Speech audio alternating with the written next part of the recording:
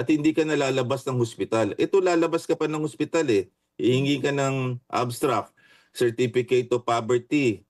Pagkatapos ang daming papeles. Pagpunta mo sa DOH, hindi mo makita yung opisyal.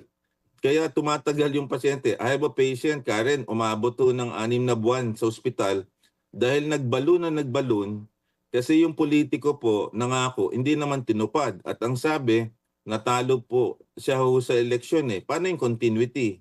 Number two, yung isang politiko, hindi na ako magbibigay nung binalikan. Bakit? Involved ho ako doon sa flood control project. Wala na ako yung bibigay. Yung assets ko po, na-freeze po. Ito po tunay na mga nakikita ko sa ospital. Ganun ho ba? So paano po yan? So yun na nga. So these are things na hindi malinaw at ura-urada ipapasa. Ang suggestion ko po, i-abolish po yan. Yeah. Dapat po ilipat po kaagad sa PhilHealth yan kasi maayos. O kaya, babaan lang muna po at wag ho napakalaki na 50 billion na halos kapantay na ng PhilHealth.